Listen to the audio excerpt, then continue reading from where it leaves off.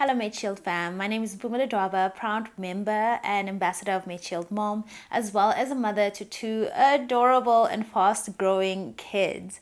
This month is Mental Health Awareness Month, a topic that is very close to my heart, and I've actually dedicated most of my work and most of my life to mental health awareness. Now we know that being a mom is not just about nurturing our children's physical needs, although it takes up a lot of our time, but it's also important to nurture their mental health needs as well as our own. It's so easy for us as moms to forget about ourselves and to just focus on our children. Well, today we're going to talk about how we can focus on our own mental health while also ensuring that we take care of our children's mental health needs. As we raise awareness in this month, let's talk about some of the mental health challenges that us as moms face. So I'm no stranger to postpartum depression. After my first child, my daughter, it hit me hard and I didn't have the language for it. And what I've learned over this time and over years is that starting with myself is essential. We have the tendency of taking care of everybody else, the home, the children, the family, the parents, and then we forget about ourselves. Well, one of my practices after some therapy has always been that it's okay to take care of myself, it's okay to have some self-care moments, and it's okay to also not be okay and to ask for help. And so I want to free you today that if you're feeling overwhelmed, if you're feeling that you're running empty and your cup is low, ask for help. Take a moment, take some time out for yourself. It is important because you can only pour from a cup that is full. So don't ignore your own mental health needs and trying to serve other people. Start with you, and as your cup is filled, it's easy to take care of everybody else, including your children. I was thinking of something called mom check-ins, mom's mental health check-ins, in fact, and I realized, how often do I ask myself, how are you? Every day when I drop off my kids at school, I always ask them, how are you? What are you excited about? How are you feeling? And even at pickups, how was your day? But when last did you take a moment to say, how am I feeling today? And actually be honest about it. And so we need to actually add mental health check-ins, mom mental health check-ins into our routine. Just 5 minutes to ask, how am I doing? And if you're not okay, call a friend or even seek professional help from a therapist. And to also remember that seeking help is never a weakness, but a strength. I know that sometimes it feels like I should be able to handle everything. I prayed for this baby. I wanted this family. But it's okay for something to be a blessing, but also to feel overwhelmed by it. And so in those moments, make sure that you speak to someone and ask for help. Then there's mom guilt. We've all been there. I can't tell you the number of times I've been at a speaking engagement where people say, how do you feel leaving your children at home? Don't you have mom guilt?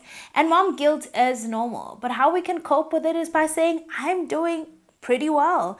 I'm doing amazing with the resources I have, with the knowledge that I have.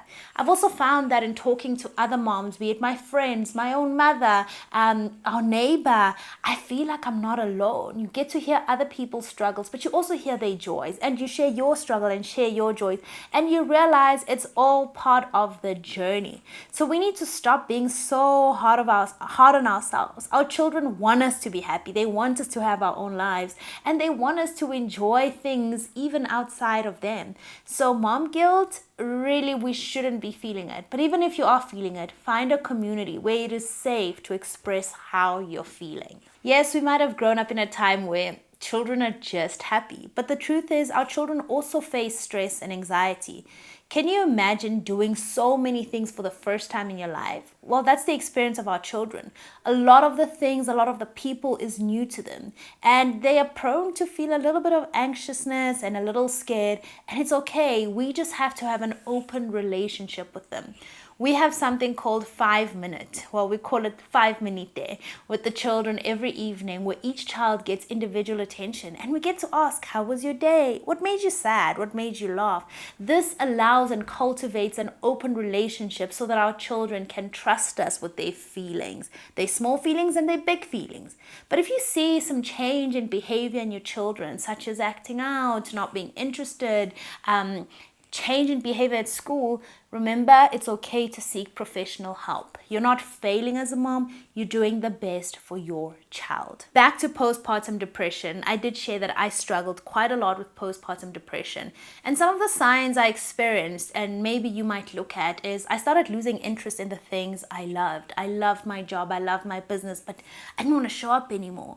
And then there's continuous sadness where you just wake up and you're just never ever happy. Yes, as human beings, we have those feelings, but if it's continuous, it's time to seek help. And even having thoughts of harm to self or your baby. I just want to let you know, you don't have to feel guilty. You're not a bad person, but these things happen. And the best thing you can do for yourself, your child, and your family is to seek professional help. I promise you, you can find your way to happiness again.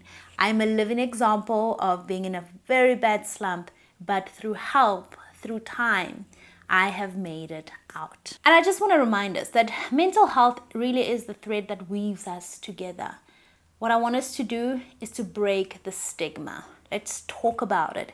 Let's ask for help. Let's be there for those who need us the most. And most importantly, let's support our children and take care of ourselves. It's important to seek help and to prioritize your self-care. This could be walks in the morning, 5 minutes to just have your coffee hot, or seeing a therapist, going for a massage. Whatever it is, you matter and you're deserving of a beautiful life. I'm Mpoomy Ledwaba. I hope you've enjoyed this insert, and make sure that you seek help if you need it, you support those who need it most, and you talk about mental health so we can break the stigma together. Till next time, thank you.